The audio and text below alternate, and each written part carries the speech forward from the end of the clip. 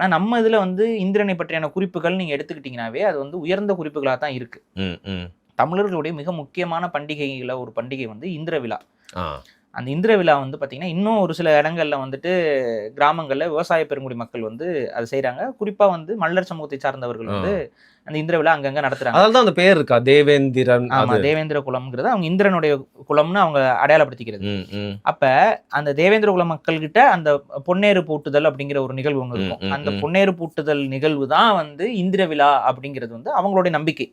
அதுல ஒரு கான்ட்ரவர்சி இருந்தாலும் பொன்னேறு பூட்டுதல் வேற இந்திர விழா வேற அப்படின்னாலும் இந்திர விழாவில தான் பொன்னேறு பூட்டப்பட்டதுங்கிறதுக்கு சில குறிப்புகள் இருக்கு. அப்ப அந்த பொன்னேறு பூட்டும் விழா தான், அதாவது இந்திர விழால ஒரு நிகழ்வு. அது அந்த நிகழ்வு இன்னும் இவங்க கிட்ட இருக்கு.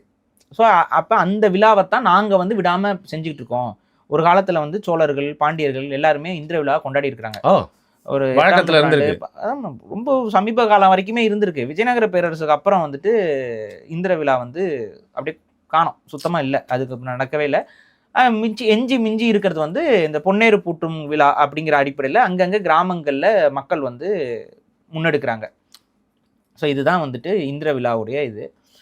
இந்திர விழாவை பற்றி மற்ற குறிப்புகள் எடுத்து பார்க்கும்பொழுது அது வந்து கடற்கரை ஓரங்களில் அந்த அந்த நதிகள் வந்து கலக்கிற இடம் இருக்குல்ல, துவாரகங்கள், அந்த இடங்கள்ல மக்கள் எல்லாம் ஒன்று கூடி அங்க வந்து ஆடல் பாடல் மகிழ்ச்சியோட அந்த விழாவை வந்து முன்னெடுத்திருக்கிறார்கள் அப்படிங்கிறது வந்து நமக்கு இப்போ சிலப்பதிகாரம் இந்த மாதிரியான விஷயங்கள் மூலமா இந்திர விழாவை பத்தி கொஞ்சம் கொஞ்சம் குறிப்புகள் நமக்கு தெரிய வருது. ஆனா அது இருக்கிறதே தமிழர்கள் கொண்டாடிய பண்டிகைகளிலேயே மிக மிக மிக சிறப்பாக கொண்டாடப்பட்ட பண்டிகை இந்திர விழா. ஆனா இன்னைக்கு இந்திர விழா யாரும் கொண்டாடுறது இல்லை. பேச்சளவுல மட்டும்தாங்க, பேரளவுல மட்டும்தாங்க இருக்கு. அது பேரளவுல எங்க இருக்கு? இல்லங்க, இப்ப இந்திர விழான்னு சொல்றது மூலியமா ஒரு வழக்கத்துல விழா இருந்துச்சு அப்படின்னு சொல்லி நம்ம பேசிக்கிட்டு இருக்கோமே ஒழிய அந்த விழா என்பது முழுவதாக மூடி வைக்கப்பட்டிருக்கு. ஸோ இதுதான் நம்ம தமிழர்கள் முதல்ல புரிஞ்சுக்கணும். நம்ம வந்து எவ்வளோ அடிமையாக இருந்திருந்தா நம்மளோட ஒரு ஃபெஸ்டிவலை நம்ம கொண்டாடக்கூடாதுன்னு சொல்லி யாரும் தடையை போட்டு கடைசியில் அந்த ஃபெஸ்டிவலே இல்லாமல் ஆக்கியிருக்காங்க. ஸோ இதெல்லாம் தெரிஞ்சுக்கோங்க. இதெல்லாம் வரலாறுக்கு நிறைய பேருக்கு தெரியறதில்லை. ஸோ இந்திர விழா என்பது ஒன் ஆஃப் த மெயின் ஈவெண்ட்டாக இருந்துச்சு. ஸோ இந்திரனுக்காக நடத்தப்பட்ட விழாவாகவும் அது இருந்தது. இந்திரனை வணங்கக்கூடிய ஒரு நிகழ்வாகவும் இருந்துச்சு.